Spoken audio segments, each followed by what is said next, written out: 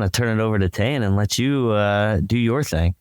All right. So the first child we have is Gage from Currant FX. Hi. All right. So you ready for this? Yep. All right. So basically give me your elevator pitch. So what's your name and what do you do? My name's Gage. I own Currant FX. Oh God, there's a lot that I do. I'm a traveling scare actor. I'm a costume artist and designer. What else? God, sorry. There's so much. Business. Like, what? So I own a production company, so I'll do anything for all sorts of holiday themed events. So if you have a Christmas event you're trying to do, we can help you out with those. We can do anything you really need. See, it's not that bad. It's not that scary. All right. So the first question, why did you decide to start your own business? Oh God. So really, so I always loved making costumes and props and doing all that Halloween stuff. So ever since I was younger, I loved Halloween. I loved clowns. And then 5 years ago, maybe a little younger, when I was a little younger, I started to get into more of the Halloween stuff. And then just these past few years, we were like, oh God, it's getting way too big. You probably start doing something. So yeah, this just got in from there. Yeah, I just took off from there. That's how they all start. So what has been some of your biggest learning experiences through going through all of this? Probably sourcing materials and then also being cost effective. So making it cheaper for the public instead of going to spend, say, $400-$600 on a costume. I mean, I have a giant warrior emperor costume that I post on Facebook. That was about $250. Which usually, if you are to buy that from somebody, it would be a little more pricier. Yeah. Hey, Gage, Keith wants to know, how old are you? I'm only 14. He's younger than And if you ever want to feel like a piece of crap, just like look at these kids out here doing stuff with their lives. Oh, geez. All right. So what would you say is the hardest part of being a young entrepreneur? Probably because I'm so young. I think everybody, because when I'm at trade shows, whatever, they go, this kid, he's not, it's just because of my age and how I'm so young, they think, okay, that's, or he's not really, he's probably not talented and he probably doesn't have the skill like other people that are twice as older than me. So I really, and then those companies and whoever, they'll try to take advantage of me and I know how to work with that. So everybody, they're always, you can't do that. So it's more of like the prove you wrong type of aspect of it. And then especially being in the industry and just with my age. That's fair. I've been there. So what do you enjoy most about what you do? So I really like to travel act in my free time. So I'll go to all different haunted houses and I will act for them, guest act for them. And then just meeting, and it doesn't really matter. It could be a home haunt. It could be a professional haunt. I'll just try to help out whoever. That's fair. What's your favorite place that you went to and haunted so far? Probably Feel the Screams in Lancaster. So it's my main little area. So I have friends and stuff all over there. So I'll go out and act. All right. So who or what inspires you for your haunt and your business? So I have it all written down. I'm gonna say probably just meeting new people and then making new contacts and meeting new people throughout the industry, just because it's always good to have the contacts and if you're working on something or whatever. And then I also have closer friends in the industry that do YouTube and stuff like that. So we'll go to different haunts and we'll basically go out and go to all different haunts and basically see what we can do. That's fair. That's fair. And because that question triggered it in my brain, tell me a little bit about the haunt that you did last year, because I seen like an article on it. Yeah, so we do in our front yard, we do a haunt. It's fairly big, so we have a giant 60. Hey, you make it sound so little. It's in our front yard. Like, dude, the pictures of it are nuts. Yeah, we have a 60-foot circus tent pretty much up in the front yard, and it's a giant walk-through. So you walk through, and we have lighting that's hooked up, so it controls all the lighting. So it'll play the sound and music, and we have an opening show this year that I'm doing with all the characters and a backstory and everything. So I'm guessing it gets bigger every year. Oh, yeah, definitely. I think from last year to this year, it's definitely, because it was just their driveway with a few props out, and then this year we just took the whole step.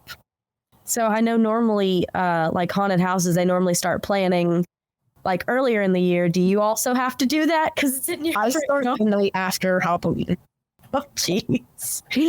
It's because we don't have the people, because we're such a small haunt compared to other haunts out there. Probably more. The reason why I start so early is probably because it's to get people excited, because once you got that plan in and you're finished, you can start promoting it, and that gets people excited, and then we'll post it out the year in summer. Nice. Keith wants to know if there are any clowns in your show at your house. Well, that's actually the main bit of it. So, I mean, there's a circus tent involved, so I would only think A circus tent can mean anything. Come on, it's 2023 now. We're not judging. We're just all right. being. So where did the idea for your business come from? So it actually came from my old character. So we used to have an old name, and I was playing around with that. And then these last few years, we kept on going from there. So we all tried different things and different ideas. And then we finally found Currant FX. So we, it's really just, so my entire family, we have, my grandmother's a trained artist, and then my uncle, he owns an entertainment production company too. So over the past few years, it's just gotten so, they've taught so much over the past few years, so it's really helped a lot. It was just kind of a hand down the torch kind of thing. Yeah. Crystal wants to know, how many actors does your haunt have in a night? So Halloween night, it really depends on what night it is, because I know this year it's on a Thursday, so we'll be doing all that weekend, and then those 2 days, Monday and Thursday, I'm pretty sure it was. So on Halloween, last year we probably had 5 or 6, which, I mean, usually we don't have too many. We usually have props, because it's very theater-like. So you're walking through and there's sound effects, and it's more the props that come alive with all the lights and music, and we have air cannons and all that. Nice. Scab wants to know if you would ever consider renting out a building to do a haunt at. Probably not, no. I think I'm leaning more towards running a entertainment production company, obviously, instead of running a haunt, because I feel like with the haunt in the industry, it's so much, because first 4 years, 5 years, you're not making that much money. And then after those leads, you're making good amounts of money depending on the haunt and where it's located. So I probably would not. Molly Zombie wants to know, at what age did you start your haunt? I started doing Halloween stuff, I think, when I was 4 or 5. Andrew wants to know, what advice do you have for people that are your age, want to be a part of the industry as well? Probably just because how young they are, people think we're not being serious about what we're doing. I mean, in my mind, in this industry, the age doesn't matter so much. And I mean, that can go for anybody. That's just my thought. So I have lots of younger kids that follow me, and I have friends that own or plan on owning haunts or is haunting already and doing home haunts that are a little bit of a bigger scale than a normal home haunt per se. So it really depends on what it is. And Richard wants to know, where is your haunt located? So we are in New Jersey, so we're in a smaller part called Bordentown. If you look up this Carnival in Bordentown, it'll pop right up with all the info. You'll see articles, stuff like that. He's talking about his articles, Steve. He's like, oh, just Google it. I have articles for other reasons. That's neither here nor there. Continue. It's Young Haunters Night, Steve. Yes, continue, Tayen. Please continue. So this is always the hardest question for me. So of course I'm going to ask you it. Where do you see your business in like 5 to 10 years? Hopefully by the time I'm ending high school, I won't have to go to college. And it will just take it from there. And then I really hope the business grows and I continue making contacts and getting the more exposure. And then pretty much be self-sufficient in the industry and kind of help have that lead. Right. All right. What are you currently working on other than the haunt? Because I know you're working on that. So all year long, I do costuming. Just recently, I had a buddy that I designed and built the costume for. He was one of the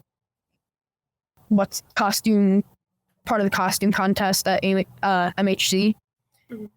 So I'll build. So usually you see there's a more adult costuming, so it's larger size. You can't find it for your younger kids.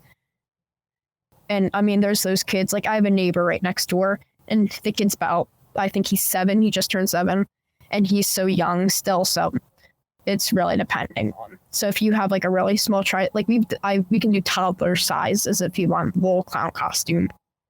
That'd be cool. So yeah, I actually have one of the costumes right here. This is my main guy. So this is all child sized. And then same as costuming. What? When I was a kid in a haunt, my costumes did not look that fancy. Yeah, I mean, a lot of these costumes, I try to go with a more gross and tattered look to them. So if you have that haunt that's old carnival or an old themed, we can do anything. Vampires, clowns, everything. Everything has the tattered edging. So if you want it clean, we can do clean, and then we can do the tattered edging as well. Nice. Robert wants to know, when someone says you can't do something because you are only 14, what do you tell them? Just usually because I was just recently at a trade show. I'm not going to say names or whoever. There was a few companies that were thinking, oh, he's so young, he's not going to be able to do that. And my dad, he was talking to them before, and I walked up, and he was actually, he was talking to them and going, okay, you can finally take a break while your kid was playing. And as I walked up, my dad went, what? And he was actually telling him, he's actually looking at the prop to see how it is designed, so he had built it. And then it's always I'll tell you what. We'll do like one or two more things here. Where can people find you and your company out on the internet and on the interwebs, things like that? Currently our company is down. We are working on it. You can email me at gage.currant@currantfx.com, or you can look me up on social media at gage_current on Instagram, Facebook, and whatever. And you can message me from there. Are you doing any more trade shows coming up within the next year? Probably Transworld, stuff like that. Sweet. Well, my friend Gage, thank you for being on the show. And you just don't listen to those people that say you can't. People told us we couldn't do Fear Expo, and we did it anyways. So just, stick to it. And always remember, this is something somebody told me a long time ago. Usually people that can't rise to your level like to try to bring you down to their level. So if you have people naysaying you and hating on you, it's probably because you're doing something right. So just keep on doing what you're doing, and remember, people are always going to buy things from you because they can't do it themselves. Yeah. And I mean, that happens a lot. I mean, I have friends, close friends. I have people that I don't even know message me, and they'll just go, hey, and I'll message them right back. So if somebody is to need something, I'll message them right back. If they need it so soon, I can still do it. I'll ship it out. I'll do it that day and ship it out. The big bosses are saying you got to be at Fear Expo, so you better make that happen. Cool. It's a lot of fun. Come down there. We'll all take care of you. We all got your back. Nobody will mess with you down there. We promise you that. So, all right, Gage, we're going to let you go because we have a million other things we got to do tonight. But thank you again for coming on the show. And I look forward to meeting you in person, my friend. Yeah, thank you. I always dislike talking to guys like Gage or you. Because when I was your guys' age, I was not like forward thinking. I wasn't like trying to figure out how to budget money and save and